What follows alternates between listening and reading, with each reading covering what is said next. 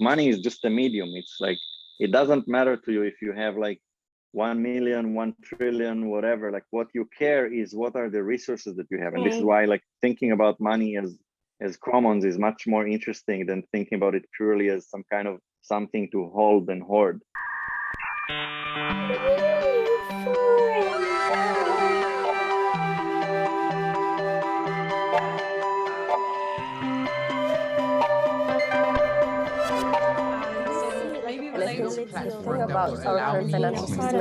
Hi, NewForum community. We're always excited to bring you inspiring and brilliant guests on our podcast. We're powered by NewForum Foundation, focused on fostering the expansion of decentralized social applications, also known as Social 3.0, by forming an ecosystem and a community of visionaries, creators, and investors to spark conversations on the topics of crypto, the metaverse, NFT, and everything Web3. And on this episode of NewForum, we're excited to have Daniel Barr. Daniel is an entrepreneur and investor with primary focus on decentralized web technologies. He's also the founder of Bitfwd Capital and currently serves as chairman. His venture activity is focused on disruptive innovation in the FinTech space and promotes equitable business models through open source systems and crypto economic empowerment. Daniel is also an Impact Entrepreneur Fellow of the Edmund Hillary Fellowship program.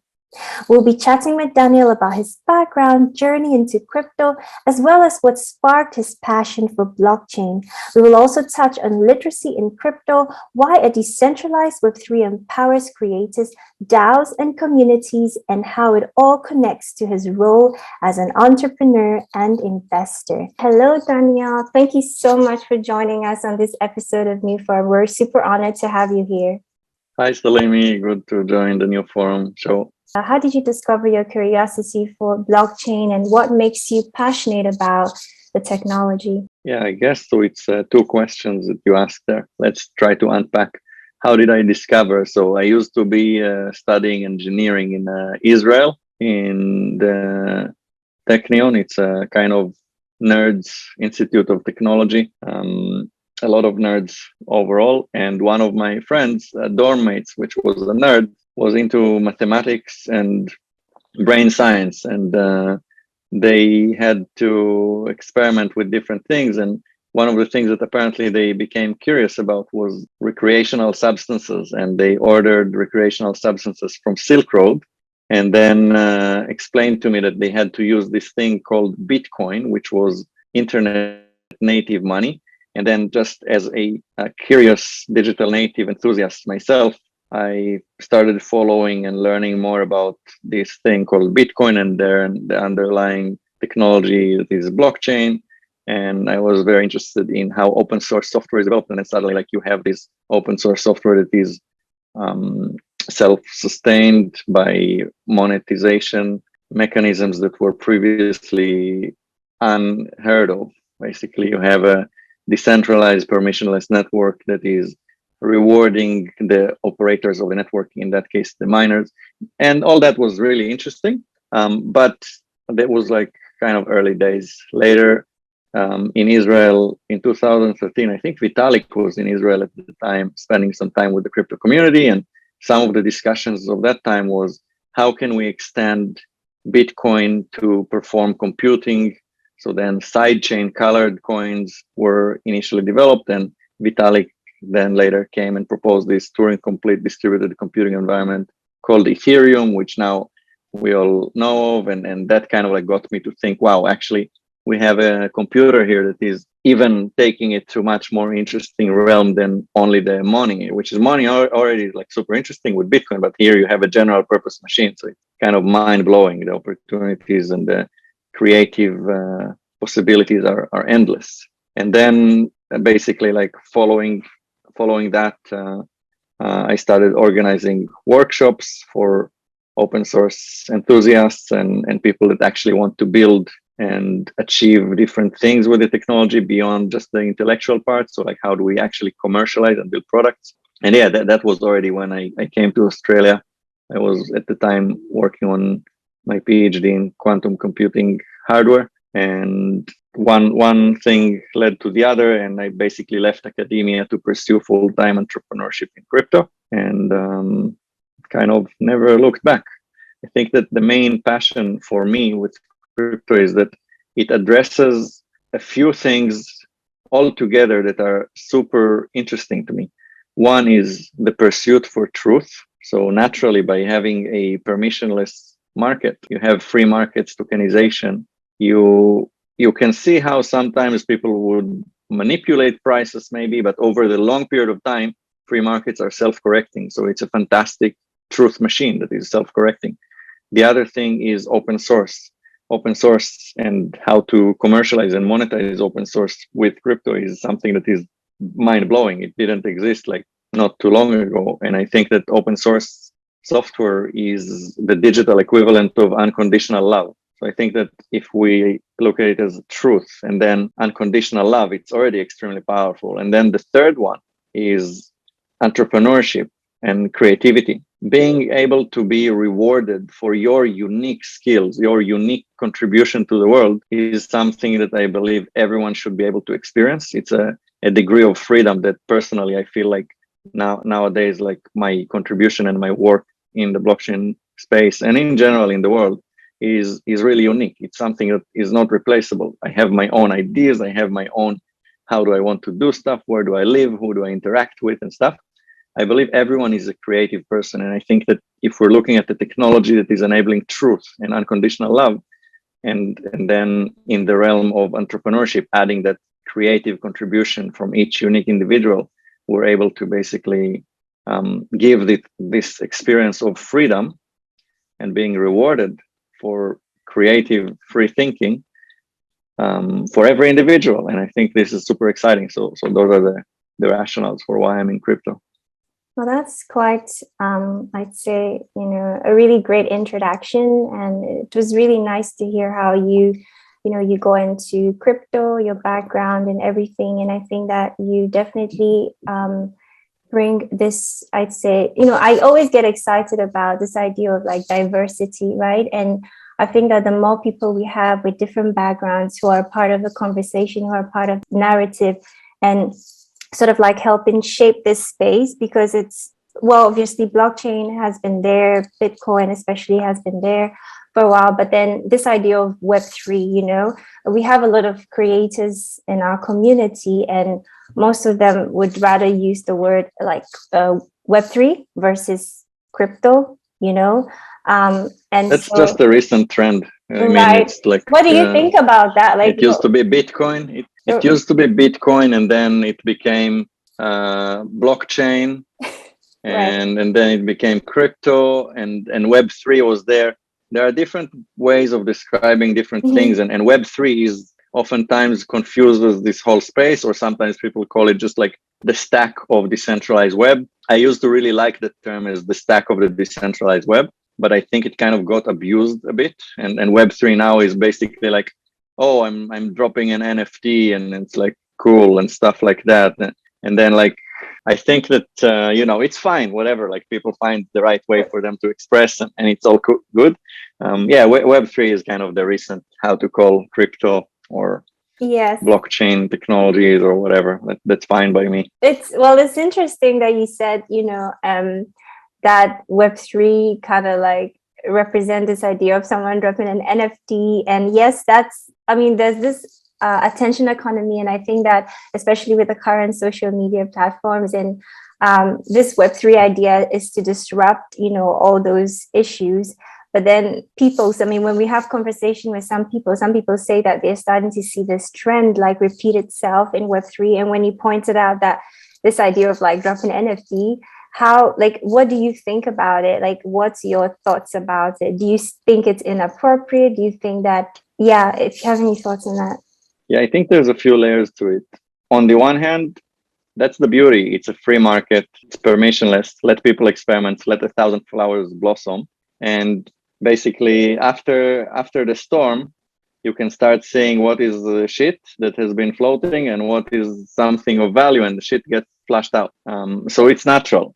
Of course, it's disheartening sometimes to see that some innocent people get persuaded by FOMO and hype into some really useless, some NFT drops or whatever. But having said that, that's free markets. Like let the free markets machine do its job. So that's like one thing.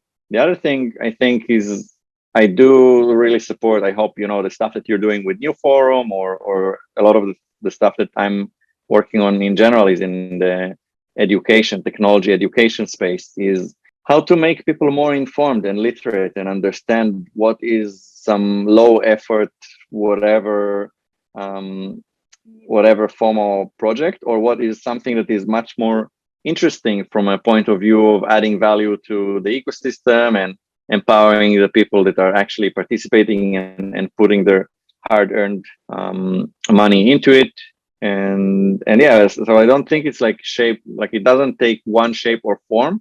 It's really like sometimes it's purely a matter of taste, and sometimes it's genuinely like something that adds a lot of value. And like I think something we've seen with for example Flow and Top Shot, they did NBA, and then for people that sports is a big part of their life, maybe that's very interesting, no matter like how centralized or decentralized it is. That's like a topic for another conversation maybe. But yeah, like basically there's something for everybody, which is the good part, right? It's if people want to pursue a certain art or sport or hobby or whatever, support a cause. A lot of NFTs are around activism. Then you really have something there for everyone, and it's fairly easy to start it. It's fairly accessible. So I think that the kind of like low barrier of entry is something that unlocks long tail. So you can see basically people from potentially disadvantaged regions of the world participating in this like global capital markets, which I think is good. Yeah, I hope just that everything else, that with education, with good actors, we'll be able to see good things surface and kind of like bad actors being flushed out. Thanks for sharing that. I think those were great points, and we're definitely happy to be playing our role as a NewForum, because we kind of like dissect everything going on within the Web3 crypto space, and we allow people to just use their minds and think and process and just really understand what they're getting themselves into. And I think maybe you might have touched a little bit about the onboarding process, which is something that I think a lot of, especially like creators, right? A lot of creators coming into the space find out really, really overwhelming. And I don't know what could possibly make it more inclusive, from your point of view, from your experience. Is it like these type of educational type of podcast, or is there another way to make it more inclusive? And if you have any thoughts on that, it'd be really great to hear. Yeah, these are great points. Quite frankly, like I'd be open with you. A few years ago, when I was very fresh in entrepreneurship, I used to think that diversity is a bit of it's a nuisance. It stamps just like a slogan that people put on something that doesn't mean anything. And that actually it's maybe even negative, because then it reduces meritocratic advancement of talent. And especially because I was a part of one super early DAO that included women just for the sake of including women in the DAO, and oftentimes not thinking too much on the kind of like contribution. And then I kind of felt like, sure, like we all want to see diversity, but at the same time, you can't just like think of it as like, okay, let's add women and magic will happen. Right. It's almost like a prop. Like let's just right. Mm-hmm. Yes. So having said that, like this is initially I was a bit like unsure and stuff. But then, like, luckily, I actually stumbled upon quite a few people that their life mission is diversity and equity and stuff like that. And also, frankly, like, I don't really like so much that identification of genders. So it never really meant so much to me. But then, like, in meeting entrepreneurs that it did mean a lot to them, and they did kind of do really good work in that, I learned that there's a whole process there. And I think that process comes from being very intentional on forming teams that are truly diverse. And that means don't just like build the teams from like gender diverse or ethnic diverse, build a team from diverse multicultural background, but make sure that you don't compromise on talent, right? Like there's so many talented women. It's just that sometimes in society, people are used to not empowering them. So then you don't see that they're maybe so talented. But like if you stop being narrow-minded, you like see so many talented women around you. So it's not a problem to find women, like talented women actually.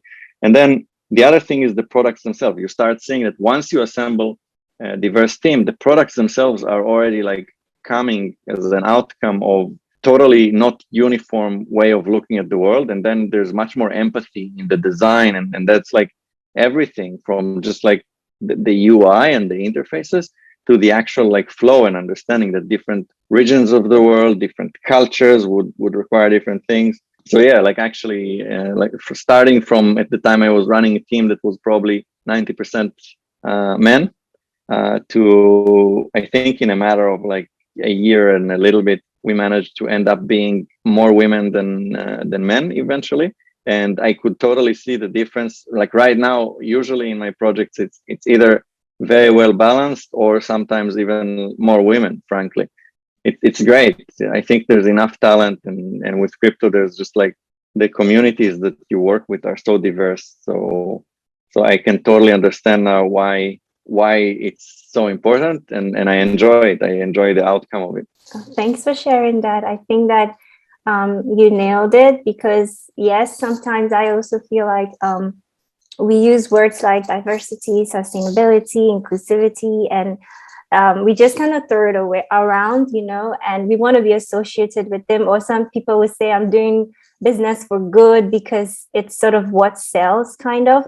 And I think that like really having the right intention and having the right meaning behind it is very important. And I'm really glad that, like crypto Web3 is, I'd say it's generally a new kind of space. And I'm glad that like women are able to also be a part of the narrative. And like you said, there are a lot of talented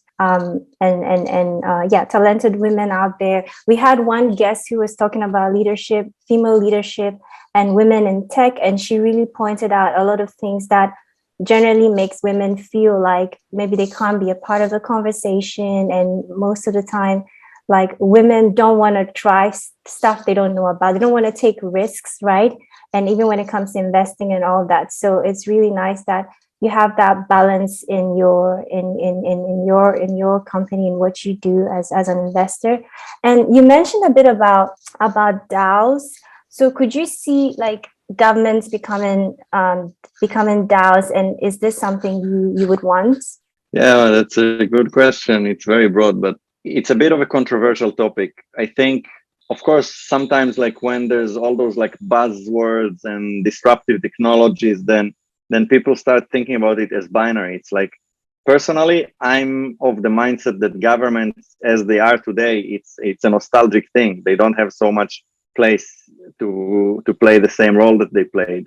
For example, monetary policy. It's a question of short time until monetary policy would not be dictated by governments. Similarly to how media is not dictated by government, or maybe media is not dictated by a few media companies. It's now dictated by creators online, right? Like you have so many creators online that have much more following than CNN or BBC and stuff. So I think that ship has already sailed. We've democratized media. Now we're democratizing money as a technology, right? And then when you're talking about DAOs, we're democratizing coordination for productivity, because coordination for productivity used to be very regulated.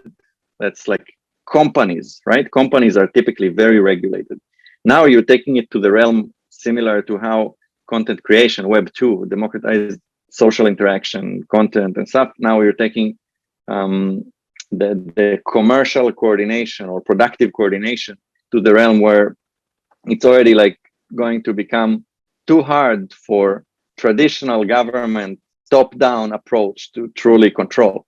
So I think that it's not so much that the government will become a DAO immediately. It's more like today, if a government chooses not to participate in social media, that government is going to do huge disservice to itself. And you see that all politicians now, they leverage social media, right?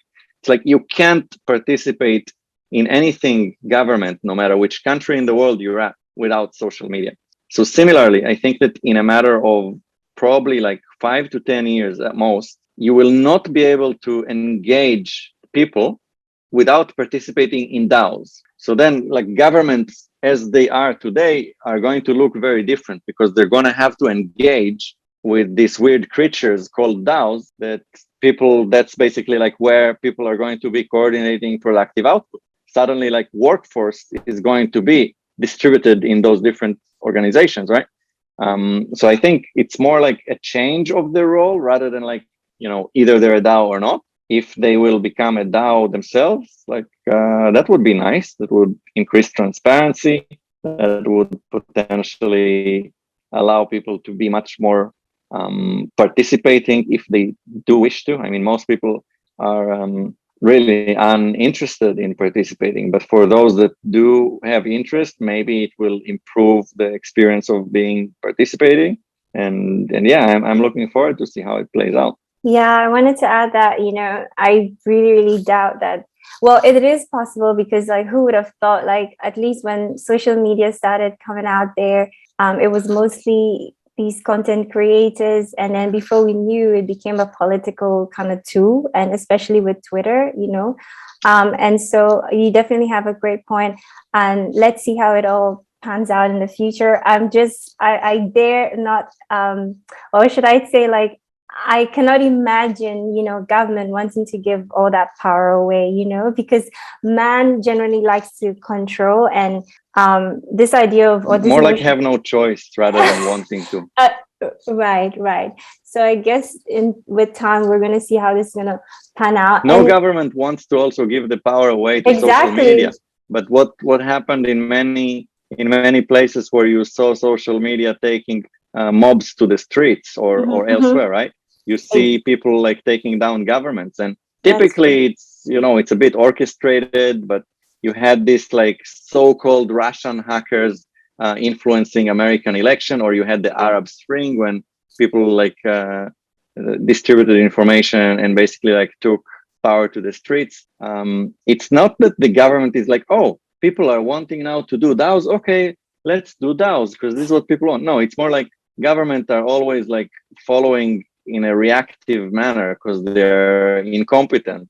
Typically, they don't really have so much. I mean, maybe I'm on record here, but I don't have so much appreciation to the political institutions of today. I think that they attract and reward and incentivize really misaligned actors. They attract, reward, and incentivize political excellence rather than public service excellence. Yeah. And I think that kind of reducing their power from this point of view, democratizing the experience of being a public servant, would mean that suddenly governments of today are going to have to compete on providing public services, because otherwise people are going to get quite a lot of alternatives using digital native organizations, aka DAOs.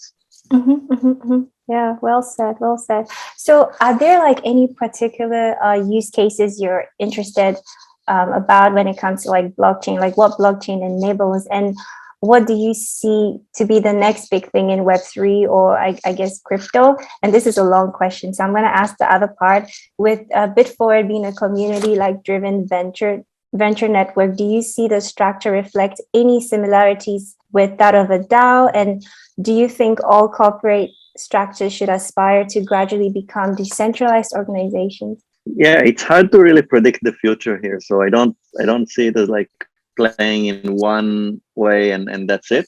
But I have no doubt that DAOs are going to be they're just going to be so prevalent. Similarly to how social media played out, I totally see how DAOs are going to be everywhere. And then whether you're going to have still a company that is anchored, rooted in the legacy world of nation states and financial institutions, you're going to have to interface to DAOs. So then I think that it's not so much like, oh, let's aspire to transform into a DAO immediately necessarily, but definitely let's aspire to accept and embrace innovation. And by that, aspire to accept and embrace involvement in DAOs and interactions with DAOs and yeah, like basically open source innovation driven by crypto is probably a major part of it. So I'm curious to know what got you interested in disrupting innovation in the fintech space to promote equitable business models through open source systems and pretty much most of the things we're talking about in crypto economic empowerment. Yeah, so I think I used to be engineer in the semiconductor industry, and the reason I went to semiconductor is that I think if you look around you in an increasingly more technological world, you basically have semiconductors are kind of like basic necessity. It's like it's becoming like electricity. Like in everything that you touch today, there are computing devices, whether it's a car, a phone, a computer, your tap, toilet, like everything is gradually becoming more and more digitized and stuff.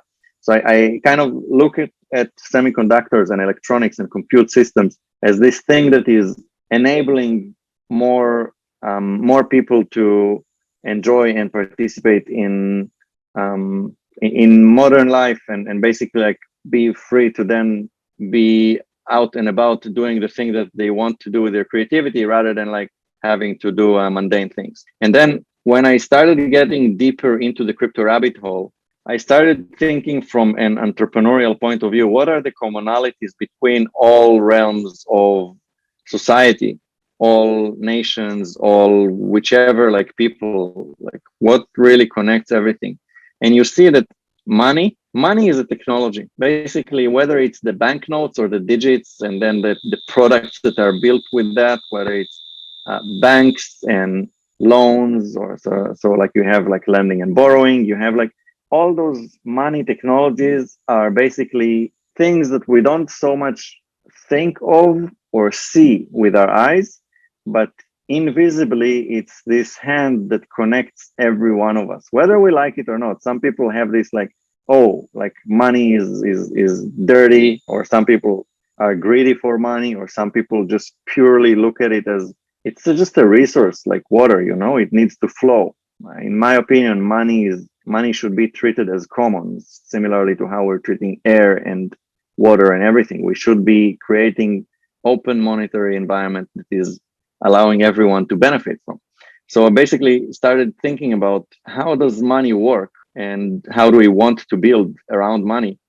I kind of felt like we need to really democratize it, and democratize meaning everyone should be having access to build or consume or interact and be literate. And nothing is better than open source systems in that, because it's basically, instead of having to sign up now to a bank that then becomes the trusted party that controls my financial life, or another fintech event that is eventually, it's just like a skin on the bank, right? It's a skin with products that are eventually underlying that. There is a bank, right? I spoke to quite a few fintech entrepreneur friends, and they tell me, look, like, yeah, we worked hard to get this license, that license, develop this product. Eventually, there's a banking partner on the back end, and then the skin is just, it's nicer, which there's a lot of room for UX and nice design. It really makes difference. But with crypto, it's a completely new realm. It's something that completely disintermediates these parasitic institutions like what we have today, with like a huge insurance and finance firms, whether it's all the investment banks in the US or the insurance conglomerates, or as well as governments. It's like basically all of that. It's not because anyone is like a bad person or something. It's the structure, the rules of the game produce externalities that are totally not beneficial and create a lot of inefficiencies. So then when you're opening it with open source and free markets, you're able to really level the playing field and empower people that do want to get involved, do want to come and create something better for society, do want to generate value. And the market is basically, it's the machine that kind of surfaces what are those things that truly generated value, and what are the things that are being to be flushed away.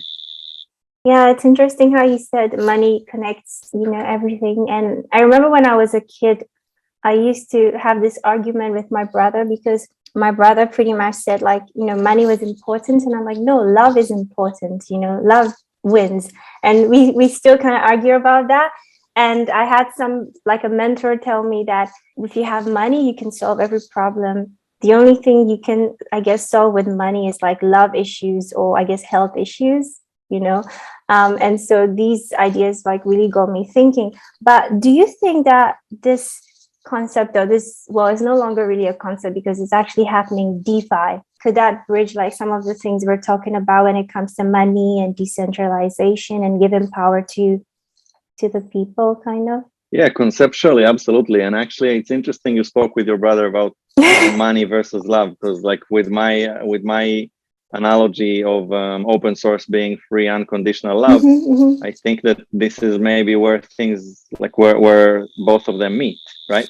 Like money is just a medium. It's like it doesn't matter to you if you have like 1 million, 1 trillion, whatever. Like what you care is what are the resources that you have, and this is why like thinking about money as commons is much more interesting than thinking about it purely as some kind of something to hold and hoard. And then the bankless concept is really interesting. I actually really like it. I totally see that future. I know a lot of people that live in very much I wouldn't say entirely bankless, but more like minimal bank, like interact with the legacy financial institution the least that you can, and do as many things as you can in the crypto native world. And then DeFi naturally offers a lot of the products that you would otherwise consume from legacy financial world. And I actually know quite a few people that, for example, took real world real estate properties and they buy it with a loan from the bank. But then instead of finding some saving plans or whatever from the banks, they basically use DeFi and pay the interest on that loan and pay the principal on that loan using DeFi without selling their precious ETH or precious Bitcoin, by just putting it in the right DeFi strategies that yield the rewards that they need there. So I actually know quite a few people that do it practically. So I don't think it's no longer like some kind of hypothetical future. The literacy and the UX of the product is still quite high. So the barrier of entry is still quite high. But I think that, as time goes by, we're improving it and we can see how more people can eventually access it. Yeah, speaking about more people can access it, I know you're definitely really like you care a lot about education and just the advancement of, I guess, Indigenous people, gender equality, diversity, inclusion, and environmental sustainability. And I admire the passion. Sometimes I do wonder, like, how is it? Because literacy really matters, right? And like part of my family is from Ghana, and I live there and as well, and the masses illiterate, right? And even when you go to most Asian countries, even in the US, when you go to some areas, there's that problem everywhere worldwide.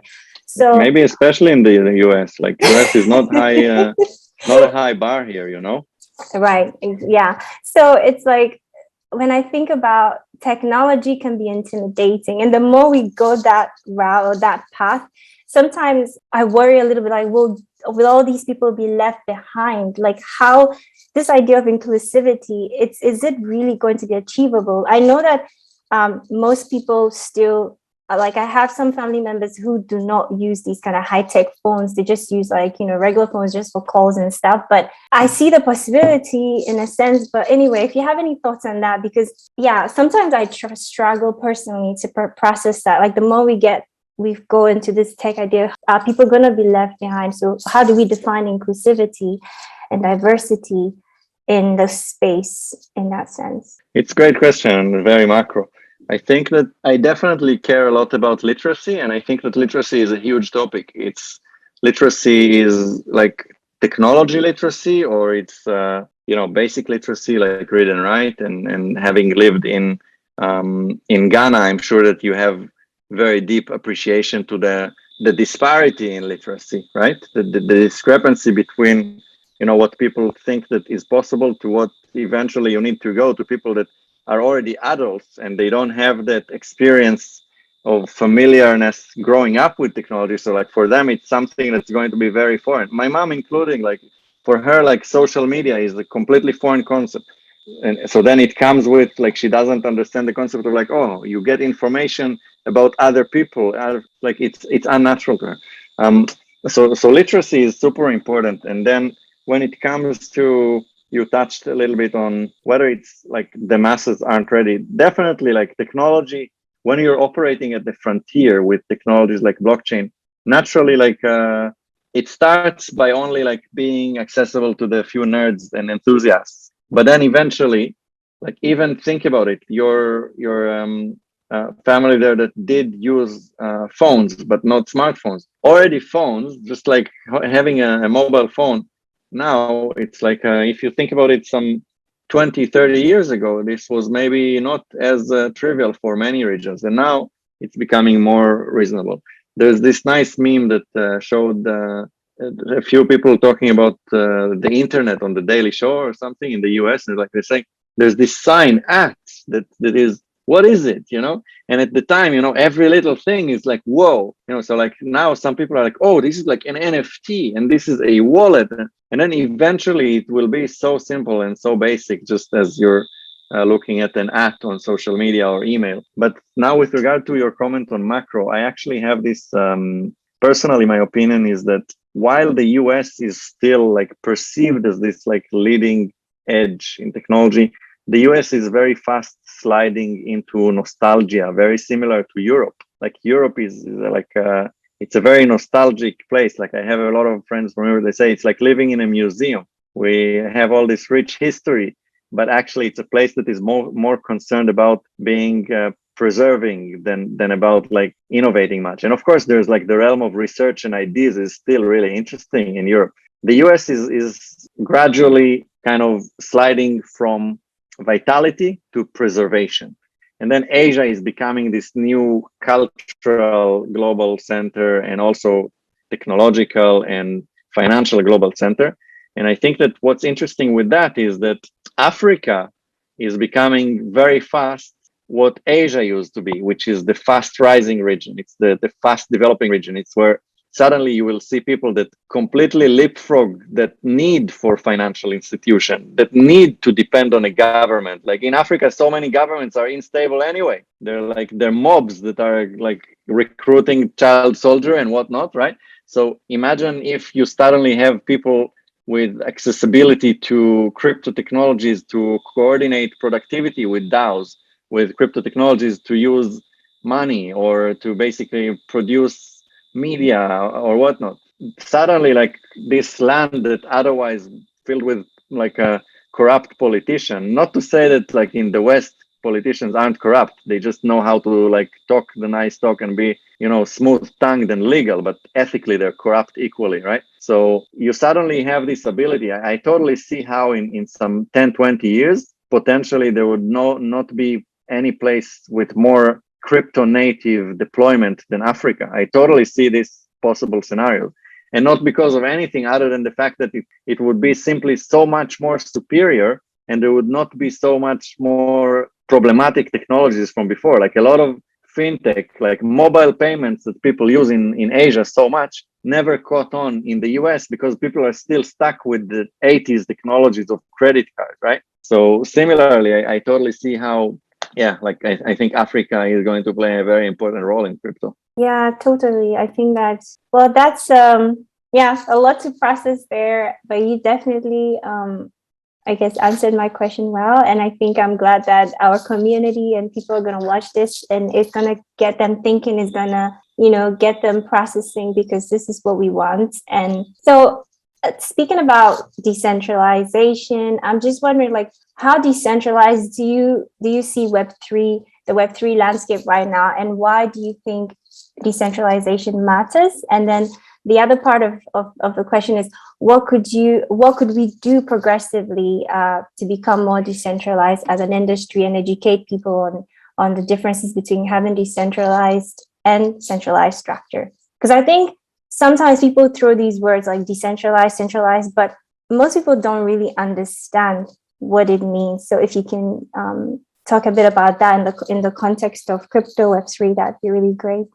Yeah, I think centralization versus decentralization is it's a bit of like a personal interpretation often, because sometimes people talk about decentralization at the low level network layer, which is, you know, the miners and the nodes and all these need to be decentralized. But then oftentimes the hosting, the applications hosting ends up being on AWS or elsewhere, which defeats the purpose. So then we start seeing how the decentralization has to be on the full stack in many cases, not always, but in many cases, because if you're operating or running applications, you want to be able to make them uncensorable, not prone to any jurisdictional attacks. So basically, companies shouldn't be able to shut down content on applications, or governments or regulators shouldn't be able to subpoena an application that is permissionlessly open source run by a DAO. So then, like, I think that to achieve that, we still have the middle layer, the kind of content delivery layer and all that stuff that is still not very mature. You have things like Aleph.im, which were involved, or Arweave, Hypercore. Like, you have things that are touching on that realm, but it's still, like, I'd say probably 5 years before it's competitive to what we have today as alternative with AWS or Google Cloud. And then there's another realm of decentralization, which is more the people and the social aspect, which is, you know, if we were looking at Google or Facebook, so sometimes people like to complain, oh, those companies are highly centralized and it's not cool and stuff. Maybe it's true, but actually maybe sometimes having this ability to have tightly coordinated productive output is not bad. And even I see in many DAOs, quite a lot of the DAOs that I believe are the most productive are not quite decentralized. They actually have very tight coordinated leadership, because people need some visionaries to really kind of lead. And you even see, like, you know, Ethereum, which is probably the flagship of this, like, oh, like unicorn vibes and I'm decentralized and it's so cool. Actually, the Ethereum Foundation is extremely focused on Vitalik's vision. So it's like this person that around them there's this group of people, and the foundation itself is also it's kind of a organization that is not run as a DAO or anything, right? Sure, like it's quite messy if you understand how the Ethereum Foundation works. It's quite messy, but then eventually it is an organization that is not a DAO, and it's perfectly fine. I think this is really good. So then it's just about like how to incorporate both realms. You need to have the ability to be demonstrating leadership and everything, but also you want to have this kind of inclusive and open to the community structure, which often comes with DAOs. And yeah, the meme that recently I came up with in some session we had was that there's a misconception in DAOs. People think that DAOs are leaderless. And that basically you come to the DAO and your vibe and suddenly like cool things happen. I actually don't see it that way. I see DAOs as leaderful rather than leaderless. So meaning in DAOs, if you have high quality DAOs, it means that everyone is a leader. Everyone has a level of accountability. Everyone is there and treating that commons, the DAO, as something that they care for and they're going to take care of for the benefit of themselves as well as others. Yeah, like I actually encourage that notion of taking leadership. Leadership is phenomenal. It's beautiful when you see true leaders. I'm not talking about, you know, things that are abusing positions of power, but I'm talking about true leadership. True leadership is not about, you know, the idea of being perceived as like a politician or celebrity. True leadership is about making a change that is for the better, demonstrating by example, living the values, the culture that you believe in, and by that basically multiplying, creating like multiplying effects that are then propagating these things that are creating benefits for the greater good. Wow, that's powerful. And you know, as you're defining your perspective of who a good leader should be, I was also thinking about my the co-founder of our organization, a New Point Foundation, and he's pretty much, he's a leader, like he's playing that role, but I think he encompasses everything you're saying, because we all feel like a family, we can all contribute. It's not, nobody's controlling, nobody's being micromanaged. He allows us all to bring our ideas, and I love it when we have meetings, right? And so I think you're making a really great point here. And but then I'm curious, like, why do you think there's this misconception about DAOs being leadership less, or like not having leaders and just everybody is like free floating around and making decisions? Why is it? What's causing this misconception? Like, how can we avoid these type of misconceptions in this space? Like, for me, it bothers me a lot. Like, if we're sending out the wrong message, like what's like triggering that? I think it's new technology. It's very new and it's emerging. So then there's a bit of chaos around it. So people have this impression that just come, figure out things, do it, and there isn't so much maturity around the processes. If you look, for example, at startups now, maybe after some almost 20 years of startups being kind of scienced to the tiny, building blocks of how to do a startup. You have startup accelerators, you have growth, like growth hacking, you have product and UX. Like, you have all the realms and professions that, if people kind of understand how to do right and like build, test, iterate, all those methodologies, lean canvas and all this stuff, you kind of like have a full understanding of how to do startups. And then maybe 20 years ago, when it just started, the whole culture was like, oh yeah, come and just like, we're doing stuff because we're like an early stage company and like we're figuring things out. But then like over time, you start having this maturity, and the discussions and the professionalism around it is much better than it used to be. I think with DAOs, I have a friend actually from Shanghai, China, that told me something that really stuck with me about DAOs. We did the first ever DAO focused event in China back in 2019, I think. And his slogan was, DAOs are an inevitable product of the startup era. And that really stuck with me, because as I see it, what are startups?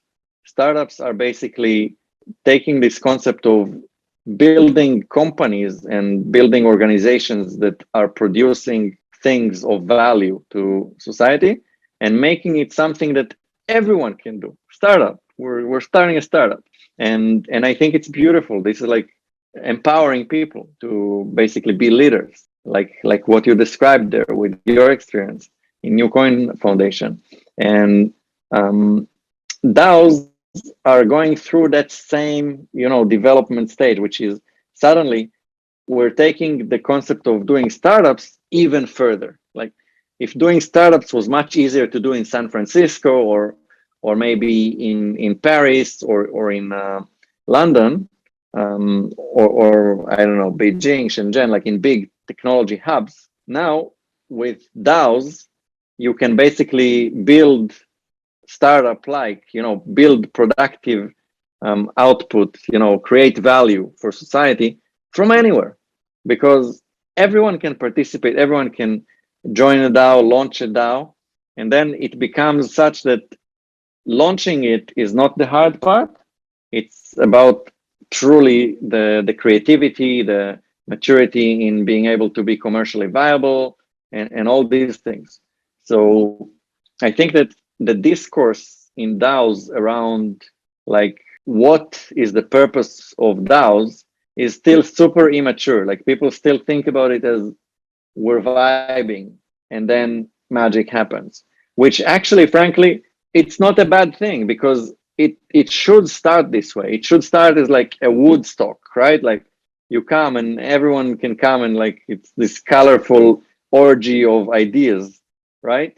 But then eventually it graduates and it becomes this, oh, now that everyone is on board, what is the true value that we can bring to society here after we like we first have the reception and we have fun and get to know each other and we do the icebreakers. And eventually we want to also, like clean the house and build something for the winter and do something that is like beyond this like early festivity. So I think that the misconception comes from the fact that everyone is still at this like hallucinogenic experimental phase of development of DAOs. But like some of us already graduated it, and some are going to graduate later. I was just like smiling the whole time. I think, yeah, I think well said. I was watching a podcast and I heard someone say, DAOs are a messier startup. What do you think about that? That fits the description. Yeah. Okay. So, we don't want to take all your time. I'm enjoying our conversation, but just my last, I guess, question before we wrap up. As an entrepreneur, an investor in crypto, and I guess in Web3 in a sense, what gets you excited? Like, well, when you wake up in the morning, what's the drive? Like, how do you get yourself to be motivated to do your work and to continue doing it really well? Yeah, that's also a good question. To me, like there is my kind of reward personally is seeing people being empowered and contributing their creativity and making an impact. And for example, one thing that we're doing that I really love is organizing blockathons. So we're basically running the blockathon DAO as a learn to earn experience where people can join and work towards earning a bounty and learning about new technologies. And they often come with very limited understanding of what they even got themselves into or crypto. And they end up after a matter of like 20 or 30 days, having gone through intense experience where they extracted their unique personal creativity and contributed to open source technology and contributed their own ideas. And suddenly, like you see that you're talking to a person that is in a very different place to where they were short time ago. So then, like it's a literacy experience. It's a massive increase. Like in a matter of 1 month, this person has progressed something that a university degree doesn't give sometimes. And then like the stories that I encounter that are like mind blowing. I had this 12-year-old kid from other side of the world said like, hey, can I join? How do I do? Like, how do I prepare? Don't know so much. And it's like we gave them like we didn't have that DAO on yet. We're just like, I don't know what to give you. Let's take that crypto zombies tutorial. And he basically came back 2 weeks later, said, hey, I completed the crypto zombie tutorial. Is there something else I should do? Am I prepared? I'm like, whoa, like 12-year-old, like go skate in the park. I don't know, like do something, relax a bit. Basically, the dude was prepared, right? And you can see now, like they're launching NFT, they're doing this, they're already like free roaming, and that to me is like the real gift, because this is exactly like exponential impact, right? You see that not only you empower this person, they're already up to do stuff that are empowering other people, and basically you're propagating change this way. So to me, just like seeing these things and I see them time after time, this is the most exciting thing for me. That's beautiful. I think Gen Z is taking over the space, and that's actually already after Gen Z, and actually I'm very excited about Gen Alpha, which comes, the people that were born with Bitcoin and crypto, yeah. or maybe Gen Beta that was already born and grew up in the metaverse. And, these are the things that I think Gen Z is already like, that's now. Right. So like, what's the things that after Gen Z, Well, I guess we'll all be there to see how it's gonna turn out, but it's gonna be quite exciting, because I was watching some videos and apparently babies born during the pandemic are walking earlier than babies would naturally do, and there's just like these changes, right? So yeah, it's gonna be quite interesting. So if you have any last thoughts for our community, what would it be? It could be any key takeaway, any advice? Yeah, I mean, just like follow your curiosity, like don't stop. Follow your curiosity. Believe in yourself. Know that no matter what it is that you may have encountered, wherever you grew up, whatever challenges, like know that you are a unique and creative individual, and find the way to shine, because everyone has their own sunshine out of their heart, you know? Oh, that's beautiful. Thanks for sharing that. Thank you so much, Daniel. I mean, this was really, really great conversation. And yeah, thanks for your time. And if I bet our community or our community members and listeners would love to follow you and see where you're at and what you're up to. So where can they find you on your social media? Yeah, probably the place I'm most active is on Twitter. I think you have my handle. It's Daniel T. Barr. Same one on Instagram, also quite active. Yeah, that's the simplest, I guess. Twitter and Instagram. LinkedIn as well, if you're into the boomer vibes. Totally. We'll have all the links in the description of this video. And thank you all so much for being a part of NewForum. If you want to get more involved in our community, make sure to follow us on our social platforms. We will have all the links in the description. And yeah, don't forget to like, share, and subscribe to our channel. And we'll see you in the next episode. Epic. Thanks, Salimi. Thank you, Daniel.